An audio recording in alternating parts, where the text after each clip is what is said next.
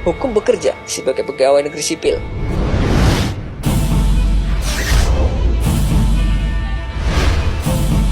Sebagaimana kita ketahui bahwa PNS digaji oleh negara dan penghasilan negara sebagian berasal dari pajak, baik dari pajak yang halal ataupun haram.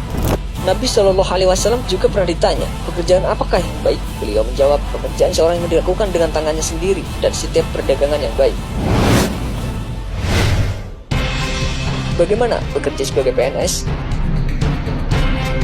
Bekerja sebagai PNS tak ubahnya dengan bekerja pada umumnya, tinggal dibagi dua. Pertama, apabila pekerjaan tersebut tidak ada kaitannya dengan perkara-perkara haram, maka hukumnya boleh, bahkan bisa jadi dianjurkan.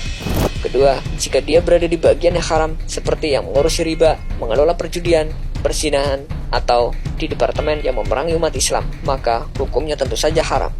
Lalu bagaimana nasib gaji PNS dari pajak? Sedangkan pajak ada yang dipungut dari sumber-sumber yang buruk, seperti diskotik, perjudian, bahkan pelacuran.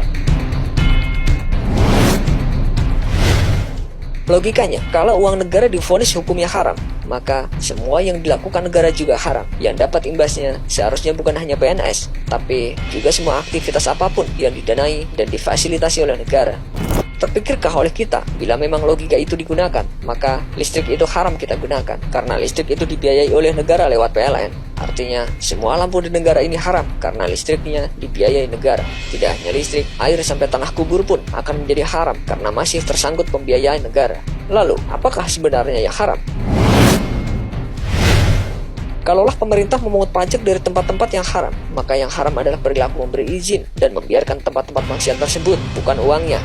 Sama halnya dengan kita yang menjual makanan dan yang membeli adalah seorang pencuri yang uangnya merupakan hasil dari curiannya. Tentu saja uang yang kita dapat bukan merupakan uang haram. Bisa disimpulkan, bekerja sebagai PNS tak ubahnya seperti profesi yang lain, asalnya halal sampai ada perkara yang menyebabkan keharamannya.